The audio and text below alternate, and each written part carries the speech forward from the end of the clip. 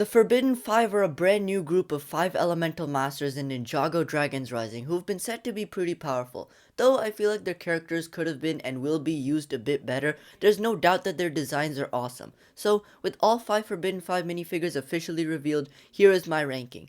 First up at number 5, here I put Kerr. I just want to clarify that all of these minifigures are amazing, so just because this minifigure is last on this list doesn't mean that this minifigure is bad, because this minifigure is genuinely great. I think this is one of the few Ninjago minifigures to have arm printing, which is a huge plus I think. The armor adds a nice touch, and I really like the scarf and the band-aid design on her torso going into the right arm. It also seems like there is some gold writing on the bandages, which is a great bit of extra detail. My biggest problem with this minifigure, and ultimately what drags it down for me, is the color scheme. Like, I mean, it's fine, I do like it enough, but at the same time, all of these colors are pretty dull and boring in my opinion, and I feel like this minifigure could have really benefited from just using some darker colors. For example, I think this minifigure would have been perfect if they just replaced the orange and brown clothing with like black and different shades of gray or brown. It would have also been more thematically consistent with some of the other 5.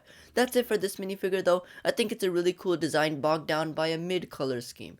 Moving on to number 4, in this spot I have Rocks, and like I said last time in my video ranking all of the new 2025 Ninjago minifigures, go check that one out if you haven't already. I think this minifigure looks super clean. The face print is easily my favorite part about this minifigure. I think that they pretty much nailed the teeth grinning design on the minifigure. I think that the face just gives this minifigure a distinct creepy vibe, which is backed up by the rest of the design. I love the torso design and the legs. It's not super complicated, but it's just detailed enough. The color scheme works surprisingly well, and I don't think that the black and the brown make this minifigure look dull at all. Finally, I think the mid legs work well on this minifigure and are definitely accurate to the show. Overall, not the most intricate design or anything, but a really solid and fantastic minifigure. But just a quick reminder, if you're enjoying the video so far, make sure to like and subscribe.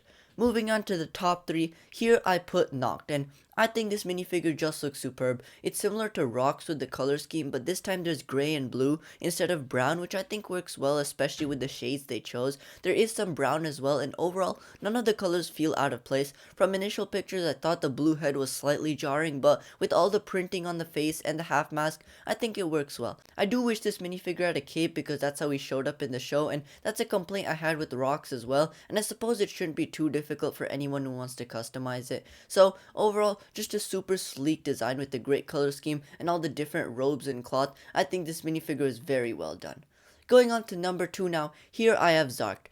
Now if you guys think back to a couple of videos in the past, I have ranked Zark consistently as the best of the Forbidden 5 because I do love his design. The green and the gold and purple just contrast so well and give this minifigure a super vibrant look. The little purple detailing on his torso seems to show some sort of like corrupted energy flowing through him, and the design on the torso is beautifully capped off by the golden chains. The hat piece is also really cool looking and I think unique for Ninjago. However, my opinion has changed slightly, and while I still do like this minifigure, I don't know, I just don't think he matches the vibes of the other Forbidden 5. In a way, he maybe looks a bit too vibrant, so while I still do like this minifigure, I have started enjoying it a bit less. Could it be because of what happened to him in the show?